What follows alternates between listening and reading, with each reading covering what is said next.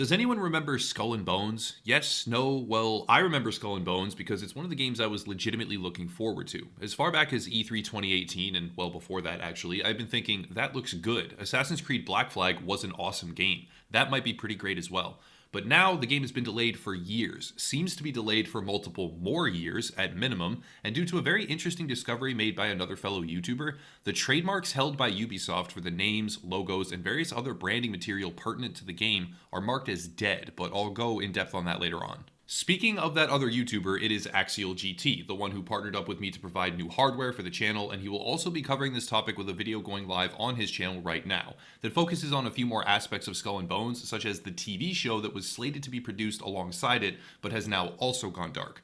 I'll link to both his channel and the video down below. Please support him for another source of excellent gaming coverage and news. At this point, even the people who were looking forward to Skull and Bones probably forgot about it. It's been a long time. E3 2018 was where I did a hands-on demo for the game, which seemed pretty well made and was definitely functional. I also got a shirt that I still wear to this day, and things were looking rather good. However, flash forward all the way through 2018, 2019, and now into 2020, and the project seems to have stalled out almost completely. The biggest reason for this is most likely, though keep in mind I can't say with 100% certainty here, the fact that Ubisoft had to rethink its entire design process after the abysmal release of Ghost Recon Breakpoint. That game came down hard, and it caused a ripple effect all the way through their corporate offices when the share price cratered directly after, as Ubisoft was forced to revise earnings estimates among many other things. There were other secondary factors as well. The Division 2 at that point was not holding up too well, and has since been revitalized somewhat with an expansion, but now faces severe issues of exploitation which are plaguing the community. All this is to say that Ubisoft ran into some actual, tangible, very severe struggles. Aside from their flagship ongoing live service games, primarily Rainbow Six Siege is what I'm referring to there, they have gotten into a repetitive habit of producing bland, open-world games that are now largely criticized in certain corners of the internet. Obviously, subject matter and execution are different between titles, but the basic fundamentals between Wildlands, The Division 2, Watch Dogs, Assassin's Creed, they are all rather similar. This kind of similarity isn't negative by default, but when it gets too well defined, it can slide into the realm of detrimental, and I believe that Ubisoft fell into that world very quickly. When it comes to Skull and Bones, it seems likely the game was hit rather hard by this change in development process. Delays are not uncommon by any stretch, but for the project to go almost completely dark for this long after having unveiled with a playable demo, it's somewhat uncommon. It's definitely not typical in the industry. However, based on the trademark discoveries by AxialGT, I want to go one step further than just speculating on a delay and flat out pose the question, will we ever even get this game? If you navigate to the United States trademark database and then go into a basic trademark search, entering the words skull and bones with specifically an ampersand between the words, you will find that there are a great number of trademarks utilizing that exact tag. The relevant ones for today are 3, 4, 9, 10, 11, and 12. These particular trademarks are the logo for Skull and Bones, the text form, variant types for that text form, and all of these are held by Ubisoft Entertainment Corporation France. Now, another interesting fact is that this is not just the branding for the digital video game. These refer to toys, figurines, collectibles, and even TV programming, which is a subject further addressed in detail within AxialGT's own video. These trademarks were once held by Ubisoft for the entirety of their Skull and Bones game. Merchandise and television property branding, all of it was included here and they had active trademarks, but are now, every single one, marked as dead. Now, as a quick comparison here, if you search Assassin's Creed, the trademarks are also held by Ubisoft Entertainment Corporation France, but these ones are still live. With this in mind, we should also define what it means to have a dead trademark. If a trademark is dead, that means it has been abandoned and the company initially in control of it failed to renew or to respond to USPTO requests.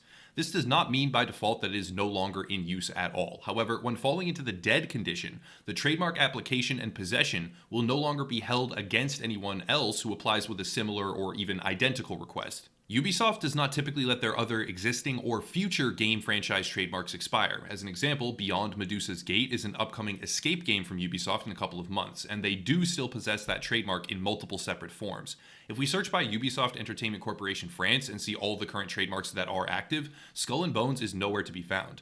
Now, this does not mean the game is gone. Maybe it's a rebrand. Maybe it's, I don't know, something else, or it moved. I really don't know. And Ubisoft did explain in their public earnings report that the game is most likely coming in 2021, which means a full year, perhaps a year and a half from now. But with no trademark active at all, and the game still being anything remotely similar to what has been advertised again and again in the past, it doesn't make a whole lot of sense. I was genuinely looking forward to this game, but I feel that the question is required, will it ever even come out? It almost feels as if they are delaying on purpose to diffuse the impact of cancellation. If you announce a game, show it at E3, hype everyone up, and then cancel in the middle of a global pandemic, well, that doesn't make a lot of sense. But if you delay some more, and then when everyone has forgotten, announce that the game has been canceled, you mitigate the impact of angry fans who would otherwise be fresh off the heels of a cinematic hype trailer and a fun demo experience. Another angle is that they might be delaying for financial reasons. Ubisoft is not exactly in a supremely stable position right now. Certain franchises are doing well, yes, but others have had some pretty severe struggles. I actually approve of Ubisoft's self-aware development mentality right now, where they recognize the detriment of annualized releases and opted to delay Assassin's Creed, in particular, intermittently for a better overall product. But that does not cure the stagnation of the open world RPG concept, which seems to be creeping in. That's a topic for an entirely different video, an analysis of how and why games do or do not change over time, such as the dominance of MMORPGs or open world sandboxes, etc. But Ubisoft is chief among the larger publishers when it comes to stagnation. Even Skull and Bones seems to pretty much be the ship combat from Black Flag turned into its own game. That's not exactly unique, but conceptually it does seem fun, so I'm still hopeful. But all of that aside, cancellation now doesn't seem to make sense. So despite the fact the game was mentioned in their earnings call, despite the fact that there has not been an official announcement yet regarding the game's future, other than the same old "it's coming but delayed" type of material, I have to wonder if we will ever get this title. Because every game that gets canceled is still planned and still coming and still in development up until it's not anymore. There are effectively two types of delays to think about here. On the one hand, a game can be delayed from an exact date to an exact date, like Cyberpunk 2077, for example. This is a game that has been delayed for a variety of different reasons, but large among them, polish and fine-tuning. That is by far the best type of delay, by the way. Some people may still rage into the void, but most will understand and appreciate that decision. Then there is the second type of delay, which is very different. The second type is the nebulous kind, where a game gets delayed from a non-existent launch date to another non-existent launch date. The company lets the trademarks expire across the board, and the work being done, if any work is being done at all, is most likely a total overhaul of core systems functionality and concept. Because if it isn't, what would cause a multi-year, unscheduled, and ongoing delay that comes with very little surrounding information? Skull and Bones, unfortunately for those of us looking forward to it, is the latter. It's entirely possible that all of this means nothing. The game might be announced tomorrow for all I know and be slated for pre-holiday release in 2020. I don't have a crystal ball to see inside Ubisoft's corporate office. It may even be true that there were major announcements and or trailers/demos slated for E3 this year before the pandemic hit, which has now brought the world to a screeching economic halt. Right about now, I want to make something extremely clear to everyone who's watching. I want this game to come out. This isn't supposed to be a doom and gloom video of, it's canceled, oh my gosh, woe is me, blah blah blah. No. This is maybe, who knows, enough to spur some kind of statement from Ubisoft directly about the game's future, because I know plenty of gamers who were and are looking forward to this title. They just forgot because it's now been multiple years since the 2017 E3 unveiling, and Ubisoft has gone completely quiet. Maybe they just forgot the trademarks, who knows, but once this analysis has been published, if we see these trademarks renew and become live, that will be about as definitive an answer as we could possibly get with regards to whether or not the game is still under development. I find it highly likely that the game has gone through multiple reboots at this stage, reminiscent of BioWare's Anthem around 2016 and 2017.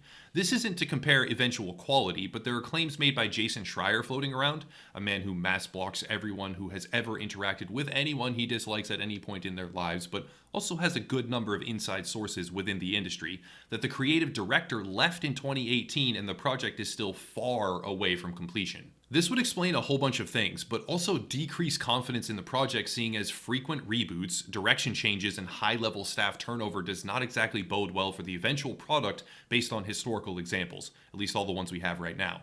Overall, when asking the question, what happened to Skull and Bones, the answer is rather complicated. Is it canceled? It very well might be, and if it isn't and still utilizes similar or identical branding to what was advertised during past conventions, what happens if someone scoops up those trademarks before Ubisoft renews them? Is it just rebooted again? That could be true as well. In the most recent earnings call, Ubisoft announced multiple unnamed AAA projects, one of which could easily be Skull and Bones for this year. But with all things considered, I am not exactly optimistic for the future of the title, despite desperately wishing to be. That's it for today, though. Again, there are many more aspects to this, such as a television show through Atlas Entertainment that AxialGT will be discussing in his own video, which is linked down below. And also, please subscribe to him and support as he develops his gaming presence further on YouTube. If you want to support Upper Echelon, there are links down below: merch, Patreon, Twitter, which is by far the best way to contact me for video topics, by the way, feedback, and anything like that. Twitter direct messages, and I keep my messages open at all times. Just anyone can contact me if they want to, as well as a few other typical YouTuber things, but I'll cut it there and stop rambling. As always, thank you all for watching, and have a nice night.